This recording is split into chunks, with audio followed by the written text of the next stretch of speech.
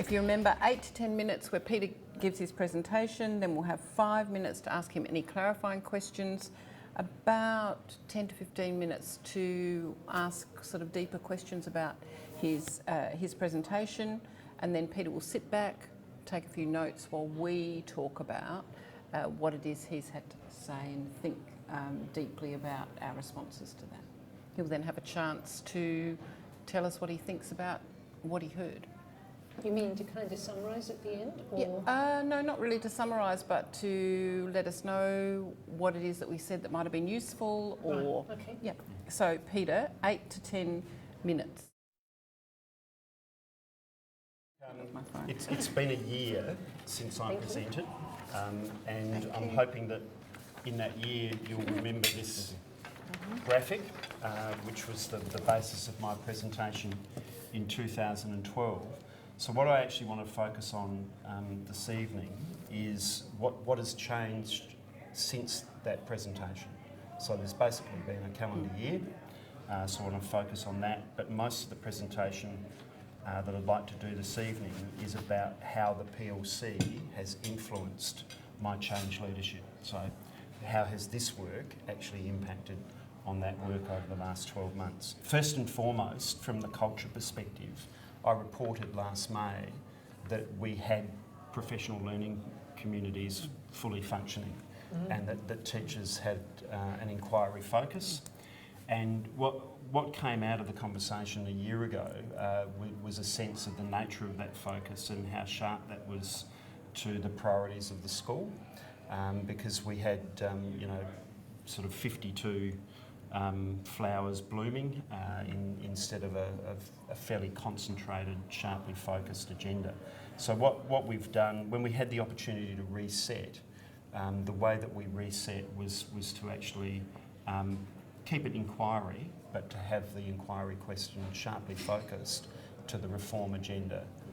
Relating back to comments that were made about too many balls in the air and change agendas can sometimes be confused, we've been looking for some time for something that enables us to do everything, a system that captures the approach that we're after with regards to curriculum integration, and a system that captures the essence of what we see as 21st century learning, which is inquiry-based, which is research-driven, interdisciplinary where possible, and pitched in a global context. And what we had on Friday, the 24th of May, is we finally got Lee Crockett to our school, having done a lot of pre-work around Crockett's influence, and there's a sense now within the school community, governing council and staff in particular, that if we adopt the 6 fluencies from Crockett's Fluency 21 project, that this is a way of systematising the kind of learning environment that we want to have and sustain, and the approach that complements the type of task and assessment design that we've been working on for some time. For me, the biggest influence has come from the use of this protocol, and forcing me to just stop and think more deeply and to contemplate what others are saying about my leadership practice.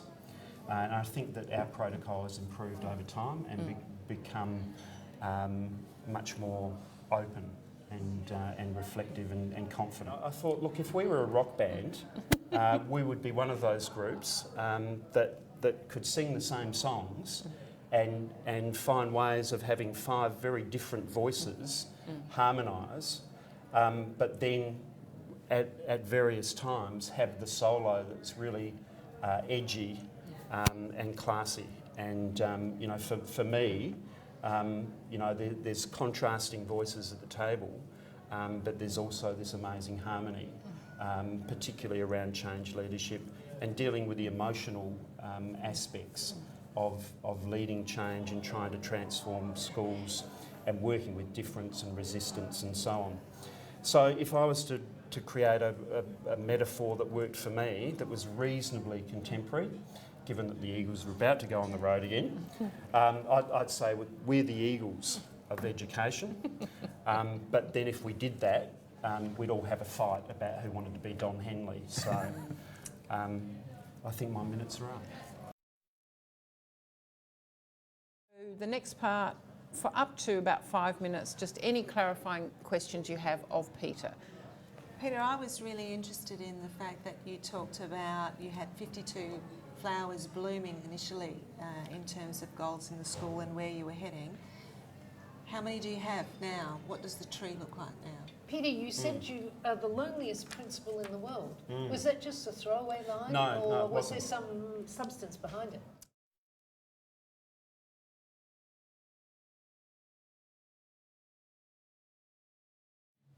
Peter, you talked about changing the focus of the conversation. I just wonder what sort of process you use within the school to do that.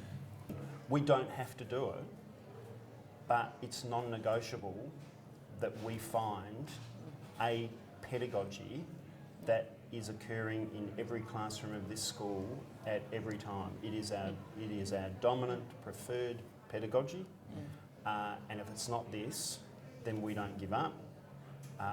So you need to tell me whether we continue to look to find agreement on something, or is this it?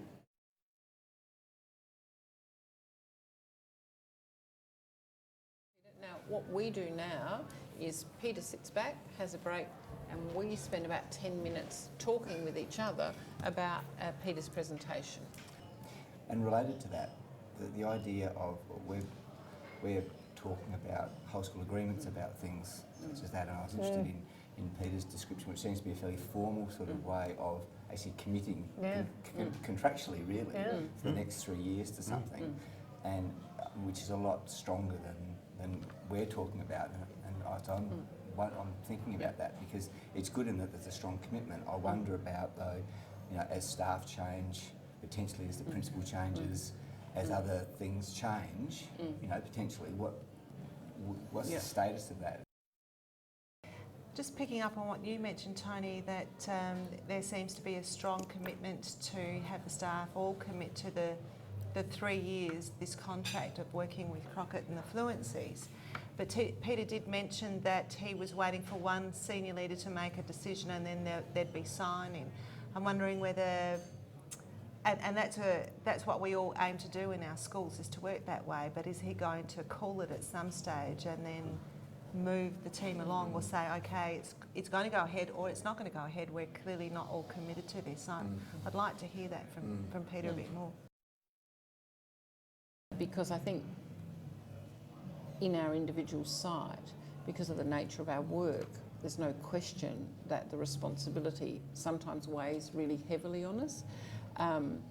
But I think it would be interesting for us to explore the way in which we support each other, not just with the heavy work of school improvement, that kind of intellectual work, but also the kind of day-to-day business of how you're going, because I think there's room to explore that. That comment about too many balls in the air. And for me, the bit I'm wondering about is kind of you do need quite a number in the air in order to begin the transformation process or in order to be involved. So kind of how many is too many?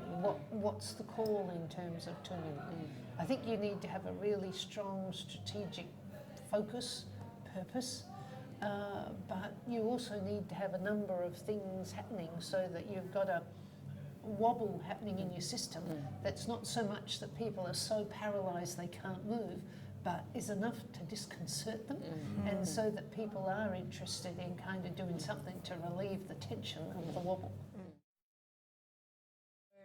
Well, thanks everyone for that. So we've all responded to Peter's presentation. So Peter, you've now got about 5 minutes to talk with us about, reflecting on what we had to say. Okay. One of the things that I think I'll start with is that there was a comment made about settling on one pedagogy and the relative merits of that. And one of the things that we've never actually come to discuss is our beliefs about pedagogy. And my lineage goes back through to the key competencies, and that's where I sort of immerse myself heavily in curriculum and have carried that lesson with me ever since. So what I've always been looking for is, what is a systematised solution to the notion of that aspect of pedagogy, which is an undercurrent through all traditional curriculum learning areas, that is easily adopted by a school, by a cluster, or in Alberta, by a system. And we've never been able to do it in South Australia, and you've seen it with the ACARA rollout. You know, the capabilities are there, but they're not largely profiled.